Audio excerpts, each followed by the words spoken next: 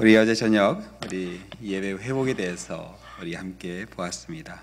그렇습니다. 우리 성도는 항상 목자 대신 우리 주님의 음성을 들어야 됩니다. 하나님의 음성을 들어야 돼요. 내 어느 한순간 하나님의 음성은 들리지 않고 그냥 이 마음속에 우리 생각만 가득할 때가 있어요. 하나님의 음성을 들어야 이 닫혔던 마음이 열리고 또 그 가운데 하나님과의 대화가 시작됩니다.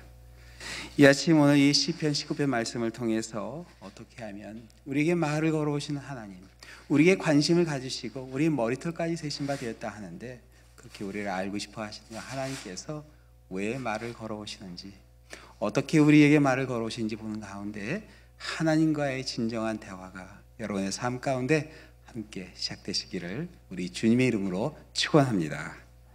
우리 자원님 하면 인사하시겠어요? 하나님의 음성을 들읍시다 하고 인사해 주세요. 우리 새벽제단은 이 교회 저력인데 우리 교회 우리 성도님들 참 저력이 보입니다. 참 기도로 이 교회를 지키고 또 하나님과 대화하는 가운데 이 뉴욕 지역에서 정말 잃어버린 영혼들을 향해 담대히 나아가시게 되시기를 축원합니다. 기도하시겠습니다. 세상 모든 것을 때를 따라 아름답게 창조하신 하나님, 이른 아침 우리에게 말을 걸어오시는 하나님의 음성을 듣기 위해서 이 자리에 나왔습니다. 날로 악해지는 이 세대를 본받지 말게 하시고 주님께서 주시는 말씀 가운데 우리의 삶이 새로워지게 하여 주시옵소서. 다윗과 같이 하나님의 마음에 합한 주님께 연락되는 그러한 우리의 삶이 될 수 있도록 우리의 마음을 주관해 주시고 역사하여 주시옵소서. 이 아침 말씀 전하는 자와 듣는 자가 함께 은혜되게 하여 주옵시며 모든 말씀 예수 그리스도의 이름으로 기도드립니다. 아멘. 오늘 읽으신 이 시편 본문에 보면 다윗이 놀라운 사실을 발견합니다. 천지를 지으신 하나님께서 그에게 말을 걸어오세요. 1절에 보세요. 하늘이 하나님의 영광을 선포하고 궁창이 그의 손으로 하신 일을 나타낸도다. 날은 날에게 말하고 밤은 밤에게 지식을 전하니 언어도 없고 말씀도 없으며 들리는 소리도 없으나 그의 소리가 온 땅에 토항하고 그의 말씀이 세상 끝까지 이르도다. 하나님의 해를 위하여 하늘에 장막을 베푸셨도다. 언어도 없고 말씀도 없고 들리는 소리도 없는데 그 소리가 어떻게 돼요? 온 땅에 통하고 세상 끝까지 이른다. 언어도 없고 말씀도 없고 들리는 소리도 없는데 온 땅이 통하고 세상 끝까지 이르는 하나님의 소리가 무엇인가? 다윗이 말한 이 하나님의 소리는 하늘에 나타난 하나님의 영광입니다. 하나님의 영광. 그래서 1절에 보면 하늘이 하나님의 영광을 선포한다, 그렇게 이야기합니다. 여러분 그렇죠? 그림을 보고 있으면요 그 화가의 마음이 전해집니다. 우리 조 목사님 사무실에 나갈 때 예수님 그림이 있더라고요. 3폭이나 있더라고요. 그 그림을 이렇게 보면서 그걸 그리신 분의 그 마음을 좀 이렇게 느껴보게 되더라고요. 그렇습니다. 하나님이 창조하신 이 하늘을 바라보면요 그 하늘을 만드신 하나님의 마음이 우리에게 전해지게 돼 있어요. 이걸 어려운 말로 선험적인 체험 또는 자연계시라고 합니다. 역사에 보면요 이 하나님의 계시를 들었던 사람들의 간증이 있어요. 만유인력 법칙을 발견한 존 뉴턴은요 이렇게 이야기했어요. 가장 아름다운 체계가 할 수 있는 우주는 지각이 있는 존재의 계획과 주권으로부터 나왔다고 생각할 수밖에 없다. 하늘에 있는 별을 바라보면서요 뉴턴은 이 모든 것이 움직이는 그런 것이 지각이 있는 존재와 계획과 주권이 없이는 절대로 나올 수 없는 것이다, 그렇게 확신해요. 존 뉴턴이 죽기 3년 전에 독일에서 태어난 아주 유명한 철학가가 있어요. 임마누엘 칸트라는 사람이에요. 이 사람이 이런 얘기를 남겼어요. 나로 하여금 경외하는 것 2가지는 별이 가득 떠 있는 하늘과 그 안에 내재하는 양심의 우주다. 사랑하는 성도 여러분, 밤하늘에 떠 있는 별을 한번 보신 적 있으세요? 여기는 랄리에 있습니다. 노스캐롤라이나주의 수도예요. 랄리는 뭐 거진 뭐 거반 다 농지가 많아요.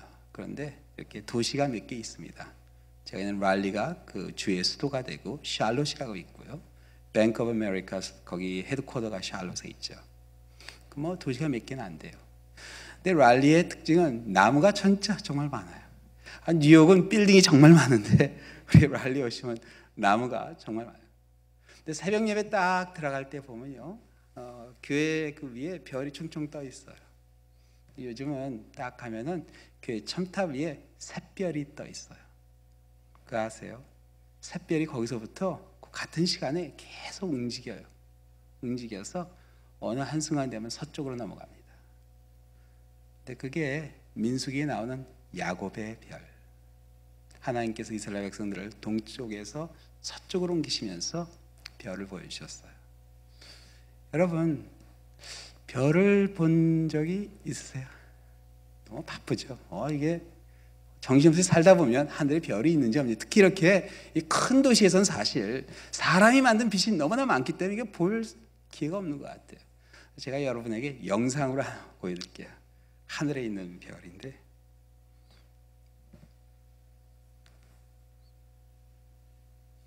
이거 말고 그 다음 거.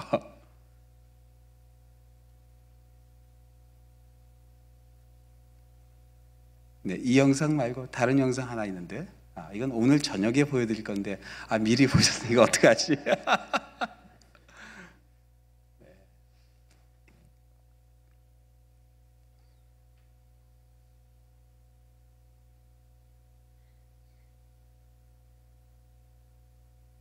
네, 소리가 안 나나요?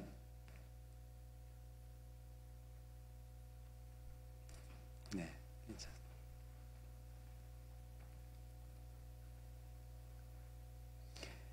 자, 이게 낮에도 별이 지나갑니다. 그런데 보지 못할 뿐이에요.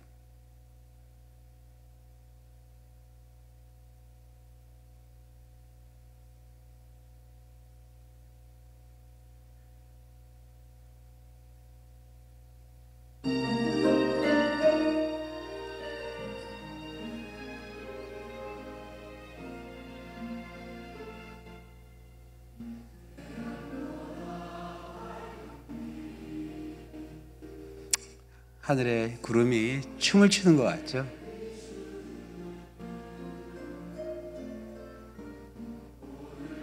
지금 보이는 게 은하수입니다. 한여름밤에 하늘을 보시면 저 은하수가 지나가요.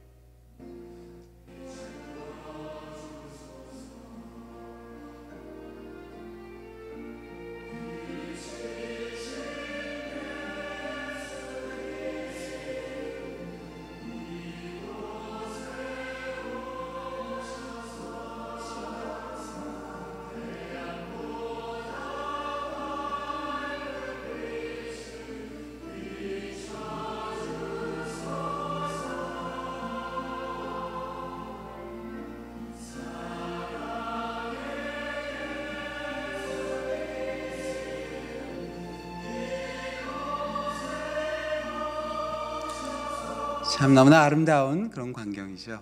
우리 노스캐롤라이나에 오시면은 제가 한번 확실하게 보여드리겠습니다. 하늘에 있는 별. 네, 됐습니다. 네, 감사합니다. 근데 저 아름다운 광경이요, 뭐 우리 머리로 100년에 한 번 지나가는 게 아니에요. 매일 밤 지나갑니다. 매일 밤 지나가요. 우리가 보던 안 보던 저런 광경이, 저런 장관이 하늘에 펼쳐져요. 한 오스트레일리아의 천문학자의 계산에 의하면 밤하늘에 반짝이는 별들의 숫자가 우리 지구상에 있는 모래 아래 10배라고 그래요. 그 숫자로 보면 10의 32승이라고 합니다. 뭐 영어로 이제 뭐 밀리언, 빌리언 하는데, 이게 트릴리언, 쿼드릴리언, 그리고 펜틸리언, 그 다음이 섹스틸리언인데, 원 섹스틸리언이에요. 그러니까 한국말도 있더라고요. 원 구드라고요. 근데 그 많은 별 중에서요, 우리 머리 위에 떠 있는 태양은 아주 평범한 별이에요. 아주 지극히 평범한 별. 그런데 그 해 위력이 오늘 본문에 보면 어떻게 나오죠? 해는 그의 신방에서 나오는 신랑 같고 그의 길을 달리기 기뻐하는 장사 같아서 하늘 이 끝에서 나와서 하늘 저 끝까지 운행하며 그 열기가에서 피할 자가 없도다. 이 해가요, 우리에게는 그냥 하늘에 떠 있는 따뜻한 해지만 이게 실제로 대기권 밖에 나가서 이 해가 얼마나 이게 무서운지 그 우주에 나가는 사람들이 얘기를 하더라고요. 그 인터뷰한 걸 봤는데 이렇게 해가 떠 있으면요, 이 우주복을 입고 손바닥을 이렇게 딱 하면 햇빛이 비치는 곳은 250도, 그리고 햇빛이 안 비치는 손바닥 밑에는 마이너스 250도라 그러네요. 해 위력이에요. 그렇게 힘이 있어요, 해가. 그렇습니다.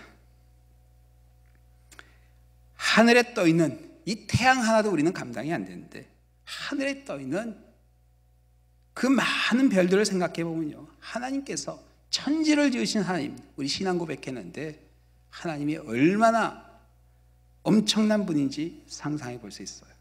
그리고 상대적으로 우리는 너무나 미약한 존재예요. 우주의 먼지만도 못한 그런 존재죠. 근데 그 엄청난 분이, 이 세상 모든 걸 창조하신 분이 우리에게 관심을 가지고 말을 걸어오신다. 너무나 놀라운 그런 사실이에요. 그래서 시편 8편에 보면요, 다윗은 우리에게 말을 걸어오신 하나님의 사랑을 이렇게 표현했어요. 여호와 우리 주여, 주의 이름이 온 땅에 어찌 그리 아름다우시여. 주의 영광이 하늘을 덮었나이다. 주의 대적으로 말미암아 어린아이들과 젖먹이들의 입으로 권능을 세우시며 이는 원수들과 보복자들을 잠잠하게 하려 하십니다. 주의 손가락으로 만드신 주의 하늘과 주께서 베푸어 주신 달과 별들을 내가 보니 사람이 무엇이기에 주께서 그를 생각하시며 인자가 무엇이기에 주께서 그를 돌보시니까. 그렇죠? 우리가 무엇인데 하나님께서 우리에게 관심을 가져주실까? 근데 이 현대인의 문제는요, 이 하늘에 덮인 하나님의 영광 고사하고 이 땅에 있는 아름다움도 볼 새가 없어요. 한번 제가 사역하는 교회에서, 그때 이제 부교육자 시절인데 담임 목사님이 사진 찍는 걸 참 좋아하셨어요. 그래서 한번 이렇게 사진을 보여주시는데 너무나 아름다운 꽃을 이렇게 저에게 보여주시는 거예요. 그래서 목사님 이거 어디서 찍으셨어요? 그랬더니 이 목사 이거 우리 문 앞에 있는 꽃이야 그러시더라고요. 저는 거기를 하루에 수십 번도 왔다 갔다 했는데 꽃이 있는 줄도 몰랐어요. 근데 목사님이 그러시더라고요. 이 카메라 뷰파인더로 이렇게 딱 보면 하나님이 만드신 아름다운 것들이 보인대요. 근데 목사님은 인물화를 참 좋아하세요. 교인들의 인물화를 하나씩 다 찍어주세요. 그러면서 그 한 분 한 분이 너무나 아름답다고 그 말씀을 하셨던 그 기억이 저에게 잊혀지지가 않아요. 그렇습니다. 하나님의 형상으로 창조된 이 모든 창조물 가운데 가장 아름다운 것은 우리들입니다. 하나님께서 관심을 가지시고 우리를 보세요. 문제는 이 아름다움을 볼 틈이 없어요. 특히 이 스마트폰이 나온 후로는 아예 우리의 시선이 아예 스마트폰에 그냥 붙어 있습니다. 예전에는 그냥 뭐 텔레비전을 봤는데 요즘은 다 이걸 보고 있으니까 한 번은 제가 이렇게 금요일 이제 중고등부 학생들 모임이 있는데 학생들이 좀 일찍 와서 기다리더라고요. 그러면 일주일 내내 학교 가고 힘들면 이제 모이면 좀 재밌게 대화도 하고 그래야 되는데 다들 아이들이 한 대여 명 앉아 있는데 다 이걸 이렇게 보고 있는. 교회 왜 왔나 싶은 거 있죠. 웃어 넘길 수 없는 심각한 문제. 여러분이 액정판에서 눈을 떼야 됩니다. 우리 자우님이 한번 인사하시겠어요? 그만 봅시다 하고 인사해 주세요. 저는 성경책은 이 스마트폰이나 태블릿보다 그래도 이 책이 좋은 것 같아요. 한 장 한 장 넘기면서 이 책에서 오는 그 숨결이 있어요. 우리는 하나님이 만든 세상을 봐야 됩니다. 저는 1978년도에 초등학교 6학년 때 한국을 떠났습니다. 근데 어렸을 때 불렀던 동요가 생각이 많이 나요. 생각해보면 이 자연에 관한 동요가 참 많았던 것 같아요. 그래서 퐁당퐁당 돌을 던져라, 누나 몰래 돌을 던져라, 냇물아 퍼져라, 초록빛 바닷물에 뭘 담가요? 두 손을 담그면 아가야 나오너라. 못 따라가요? 이 세대가 다른가? 달 따라가죠. 네.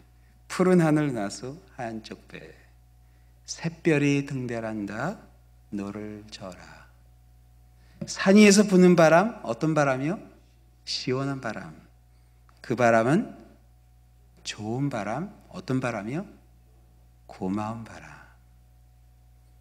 우리 민족은 원래 바람이 불어도요, 그 바람에 고마워했던 그런 민족이었어요.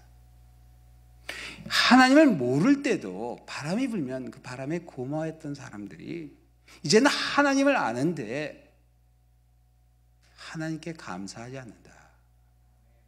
여러분, 이건 우리가 정말 심각하게 생각해 봐야 돼요.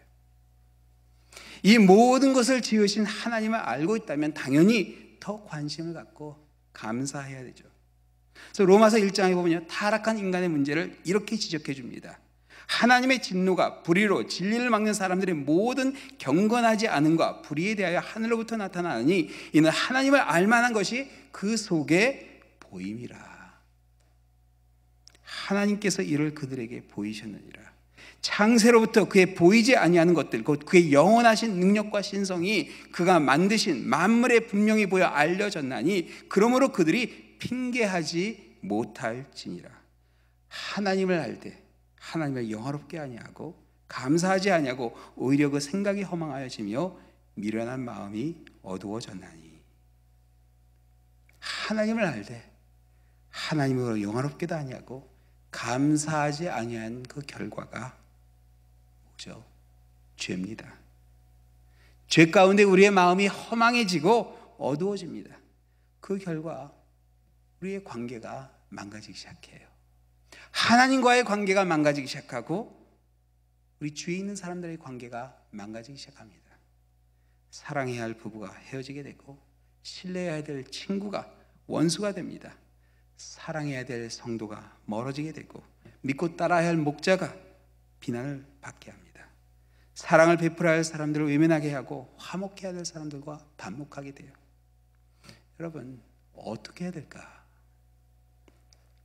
이사야서 40장에 보면요, 이사야 선지자가 나라를 잃고 절망 가운데 서로 비난하고 정죄하는 가운데 있었던 그런 유대인들에게 다시 하나님과 대화하는 방법을 가르쳐 줍니다. 이사야서 40장 25절 26절인데요. 이거 한번 같이 찾아보시겠어요? 이사야서 우리 40장 25절에서 26절입니다.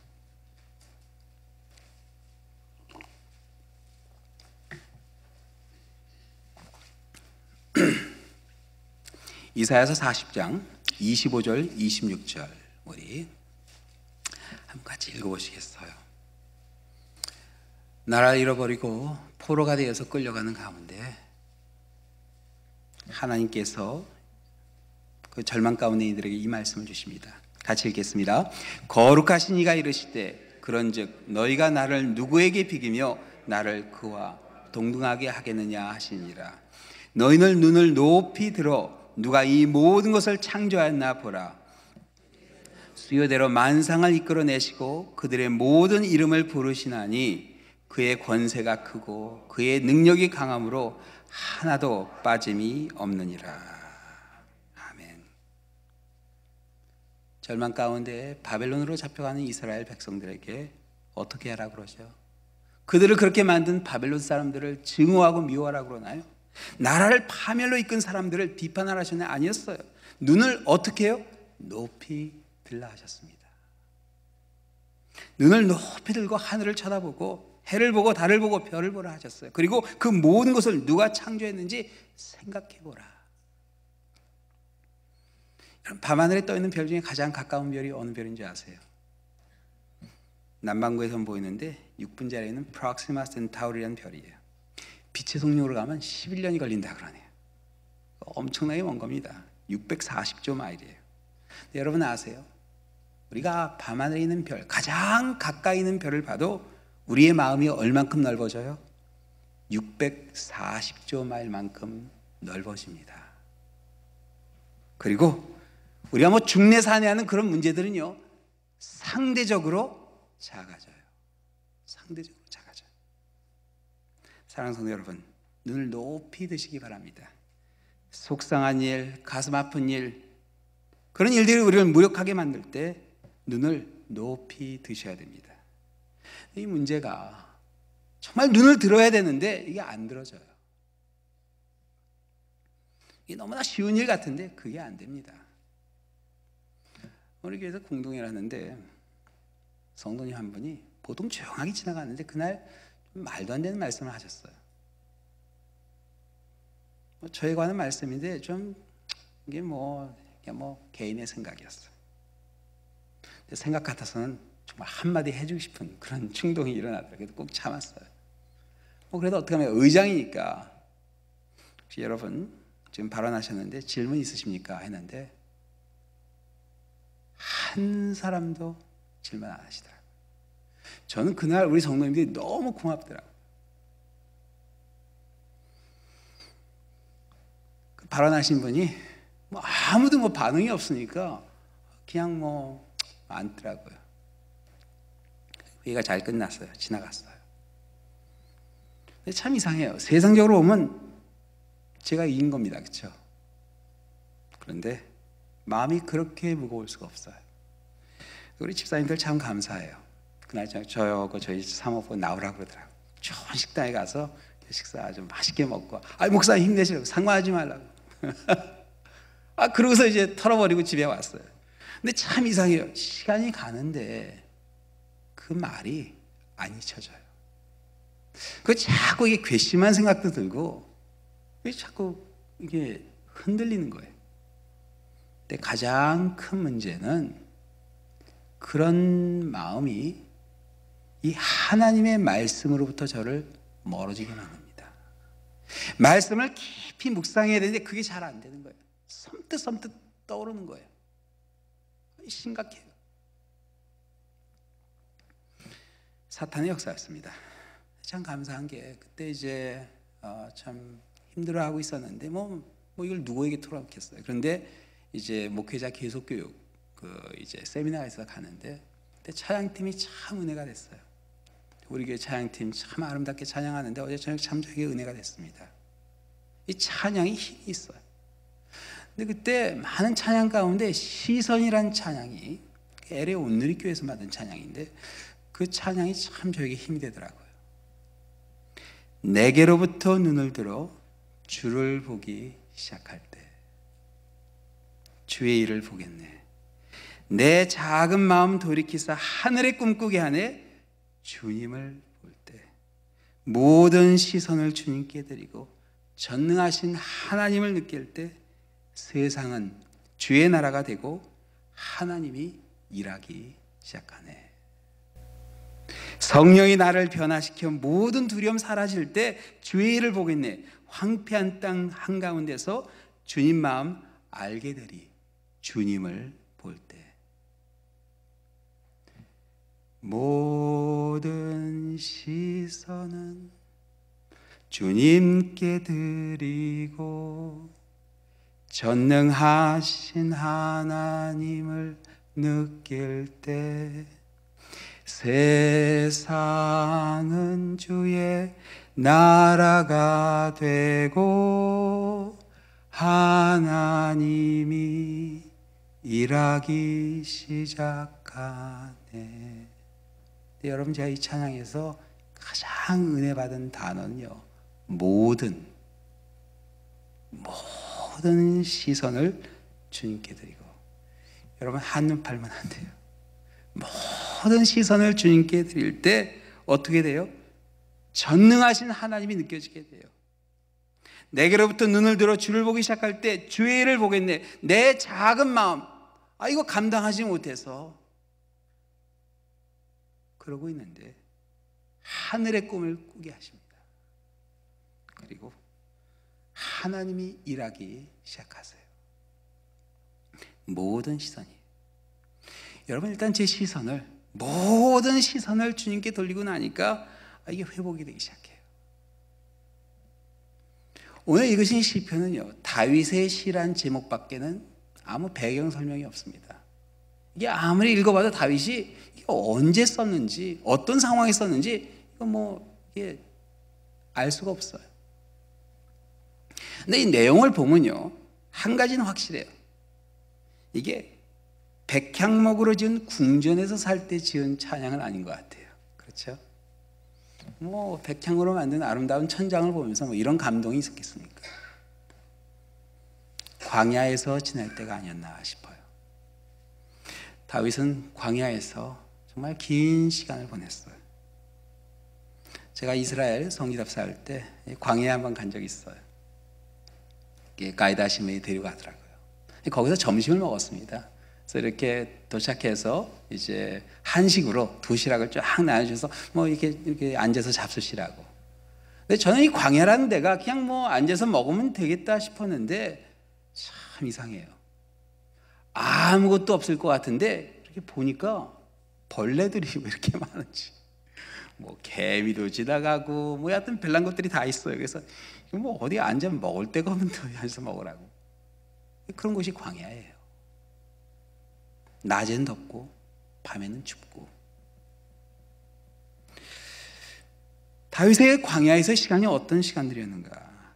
한가하게 놀고 쉬던 그런 시간이었을까요? 다윗의 광야는요, 어렸을 때 사자와 곰의 위협 속에서 양을 치던 곳이었어요. 근데 그 양을 치는 가운데 정말 기가 막힌 일이 일어나죠. 선지자 사무엘이 다윗의 집에 와서 이제 기름 부을 아들들을 하나씩 하는데 아버지가 누굴 잊어버려요? 이 막내 다윗을 잊어버렸어요. 아들이 더 없냐 하니까 그때 가서 하나 있긴 있는데 양치고 있다고. 제가 사역했던 전도사 시절이었어요. 그 장로님이 아이가 5이 있었어요. 원래 4이었는데 늦둥이로 하나. 근데 아이가 5이 있으니까 정신이 없으셨나 봐요. 그래서 한 번은 집에 가셨는데 막내를 놓고 가셨어요. 그 막내가 저를 찾아와서 선생님, 아버지가 날 놓고 갔다고. 네. 안 잊어버리더라고요. 이렇게 한이 됐나 봐. 어떻게 나를 잊어버리고 갈 수 있냐. 그런데 참 그렇죠.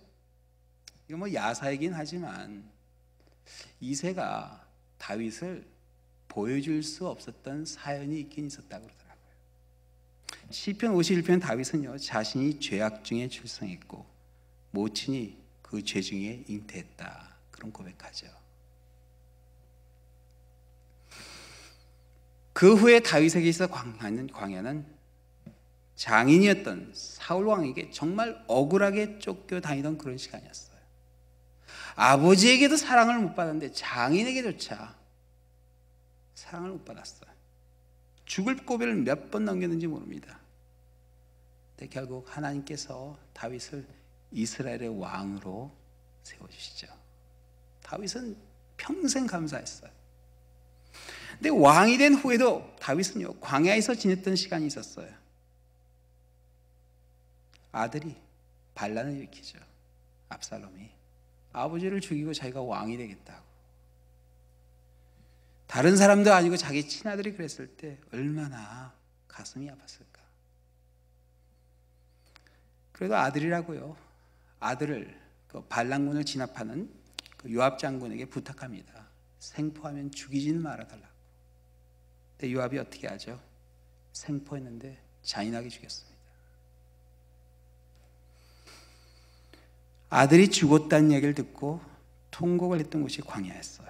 여러분, 다윗에게 광야는 절대로 머리 식히고 한가하게 놀던 데가 아니었습니다. 맹수들의 공격 가운데 잠을 설치던 곳이었고 가슴 조이며 숨어 있었던 곳이었고 아들을 잃고 통곡하던 그런 곳이었어요. 사실 그런 상황을 다 종합해 보면요, 정말 살아남기 위해서 수단과 방법을 가리지 않고 어떤 거짓과 폭력도 다 정당화할 수 있는 그런 자리가 바로 광야였습니다. 근데 참 놀랍게도요, 다윗은 한 번도 그런 모습을 보여준 적이 없어요. 그렇게 집요하게 사울이 쫓아와 죽이려고 했을 때도 사울을 단칼에 죽일 수 있는 기회가 2번이나 있었는데도 불구하고 죽이지 않았습니다. 압살롬에게 쫓겨서 도망갈 때 어떤 일이 있었죠? 제사장 사독이 법궤를 메고 쫓아왔어요. 여러분, 그런 상황에서 사실 이 법궤라는 건 왕권의 정통성을 주장할 수 있는, 민심을 돌릴 수 있는 하나님의 기회라 생각할 수 있는 그런 상황이었어요. 다윗이요, 사독을 돌려보냅니다. 그러면서 이렇게 이야기하죠. 하나님의 궤를 성읍으로 도로 메어 가라. 만일 내가 여호와 앞에서 은혜를 입으면 도로 나로 인도하사 내게 그 궤와 그 계신 데를 보이시리라. 도망가면서도 다윗은 뭘 봤어요?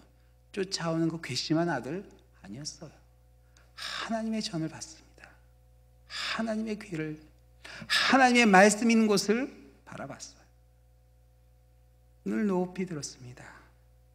그리고 하나님의 영광을 선포하는 하늘을 보았고 하나님의 손으로 하신 일들을 나타내는 궁창을 보았어요. 그리고 언어도 없고 말씀도 없고 들리는 소리도 없었지만 그 소리가 온 땅에 통하고 세상 끝까지 이르는 하나님의 그 영광에 귀를 기울이게 됩니다.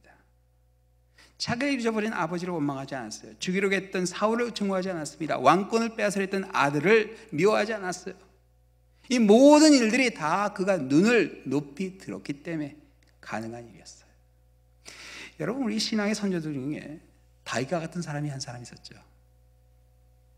작년에 이렇게 많이 관심을 갖게 된 사람들이 윤동주 시인이죠. 서시에 보면 이렇게 노래합니다. 죽는 날까지 하늘을 불어라. 한 점 부끄러움이 없기를. 잎새이는 바람이 나는 괴로워했다. 별을 노래하는 마음으로 모든 죽어가는 것을 사랑해야지. 그리고 나에게 주어진 길을 걸어가야겠다. 오늘 밤도 별이 바람에 스치운다. 신이 바라봤던 하늘은 물론 우리 고국의 하늘이 될 수도 있겠지만 아버지가 계신 하늘이었어요. 일제 아무란 시대에 살다 일본에서 생체 실험 대상으로 고통을 겪다 목사했던 시인이었지만 이 시인의 시를 읽어보면요, 그 어디에도 뭐 일본을 미워하는, 증오하는 그런 내용 나오지 않습니다. 우리 조국을 배신한 사람들 정죄하지 않았어요. 해방 후 1950년에 시인의 시집이 출판되었죠. 제목이 뭐죠? 하늘과 바람과 별과 시. 누가 붙였는지 모르지만 참 이 제목을 잘 붙이신 것 같아요. 아마 시인의 마음을 그대로 담은 제목이 아닌가 싶어요. 근데 그 시집에 보면요, 그 시 제목들이 다 이렇습니다. 별을 해는 밤, 산상, 산림, 소낙비, 황혼의 바다가 되어 산골몰, 봄, 바람이 불어 새벽이 올 때까지 고추밭, 달밤, 반딧불, 햇빛, 바람, 애기의 새벽, 귀뚜라미 나와 해바라기 얼굴, 남쪽 하늘, 산울림, 양지 쪽, 아침, 밤, 눈, 나무, 사과, 조개 껍질, 햇빛, 겨울, 십자가. 너무나 암울한 그런 우리 조국의 현실이었지만 시인의 시선은요, 하나님이 만드신 아름다운 그 모든 것들을 향해 있었어요. 저는 이런 신앙의 성조가 있다는 게 참 자랑스럽습니다. 사랑하는 우리 교회 성도 여러분, 눈을 높이 들고 하나님이 창조하신 것들을 바라보셔야 합니다. 절대로 쉬운 일이 아니에요. 그러나 이걸 반드시 하셔야 돼요. 왜냐? 우리 본문에 보면요, 눈을 높이 들어 하나님의 영광을 바라봤던 다윗이 오늘 본문에 보면 그 다음에 더 놀라운 체험을 하기 시작해요. 하늘의 영광을 바라본 후에 이번에는 귀에 들리는 언어, 말씀, 소리가 그에게 들려오기 시작합니다. 선험적인 체험이 아니라 확실한 하나님의 계시를 듣게 됩니다. 7절부터 보세요. 다윗이 이렇게 간증하죠. 여호와의 율법은 완전하여 영혼을 소생시키고 여호와의 증거는 확실하여 우둔한 자를 지혜롭게 하며 여호와의 교훈은 정직하여 마음을 기쁘게 하고 여호와의 계명은 순결하여 눈을 밝게 하시는도다. 여호와를 경외하는 도는 정결하여 영혼까지 이루고 여호와의 법도 진실하여 다 의로우니 금 곧 많은 순금보다 더 사모할 것이요 꿀과 송이꿀보다 더 달도다. 또 주의 종이 이것으로 경고를 받고 이것을 지킴으로 상이 크나이다. 자기 허물을 능히 깨달아 깨달을 자 누구리요? 나를 숨은 허물에서 벗어나게 하소서. 또 주의 종에게 고의로 죄를 짓지 말게 하사 그 죄가 나를 주장하지 못하게 하소서. 그리하면 내가 정직하여 큰 죄가에서 벗어나겠나이다. 우리의 시선이요, 하나님께 올려지게 될 때 하나님이 주신 이 말씀이 우리 귀에 제대로 들리기 시작합니다. 이게 제대로 들리기 시작해요. 이 말씀이 우리의 삶을 주관하는 율법으로, 증거로, 교훈으로, 계명으로, 정결한 도로, 꿀보다 더 단 법으로 우리의 죄를 깨닫게 해주신 생명의 말씀으로 다가오기 시작해요. 하나님의 살아계신 임재를 느끼게 해주는 자연계시에서 더 나아가 우리에게 확실한 하나님의 사랑을 알려주시는 하나님의 이 말씀을 우리가 받아야 됩니다. 오늘 이 본문에 보면 다윗은 말씀을 통한 깨달음을 통해 삶의 목적을 발견하죠. 14절이에요. 우리 한번 같이 보시겠어요? 나의 반석이여 나의 구속자이신 여호와여 내 입의 말과 마음의 묵상이 주님 앞에 연락되기를 원하나이다. 한번 따라해 보시겠어요? 내 입의 말과 마음의 묵상이 주님 앞에 연락되기를 원하나이다. 행연한 입술로 죄를 지을까봐, 행연한 마음 속에 하나님 앞에 죄를 지을까봐 온전히 하나님 앞에 연락되기를 원하겠다. 여러분, 이 결단은요, 어떤 결단이냐면 연락되지 못할 것은 버리겠다는 결단이에요. 그렇죠? 마음속에 하나님 앞에 연락되지 못한 것은 다 버리겠다는 그런 결단. 그래서 사무엘상 13장 14절에 보면 다윗을 어떤 사람이라고 하죠? 하나님의 마음에 맞는 사람. 다윗이라고 왜 섭섭한 마음, 미워하는 마음이 없었겠어요? 그러나 다 버립니다. 눈을 높이 들었기 때문에, 그리고 말씀에, 계명에, 율법에 순종했기 때문에. 성도 여러분, 이민 생활이 얼마나 힘드세요? 저는 한국 떠난 지 40년이 되는데 이게 점점 힘들어지는 것 같아요. 한번 새벽 예배 후에 장로님이 아침을 사주시겠다고 맥도날드 갔어요. 가서 이제 장로님이 아침 시켜주시고 돈을 내고 거스름돈을 받았는데 장로님이 돈을 받으시고 그러시는 거예요. 조금 모자라는데. 그래서 제가 장로님 모자라요? 받으셔야죠. 그랬더니 아이 됐습니다 그러시더라고요. 장로님 받으셔야죠. 그랬더니 아이 뭐 영어를 잘 못하세요. 그래서 제가 여기 거스름돈이 모자르다고 그 캐시한테 얘기하니까 그분이 가서 저기 보더니 다시 열고 동전을 몇 개 더 집어주더라고요. 괘씸했습니다. 아니 사과를 해야죠. 거스름돈을 덜 줬는데 사과해야지. 사과를 안 하는 거예요. 제가 따졌어요. 목사인데 제가 따졌어요. 당신 왜 사과하지 않냐고. 그랬더니 그제서야 I'm sorry. 장로님이 그러시더라고요. 이 말을 못하니까 이런 일이 가끔 있다고.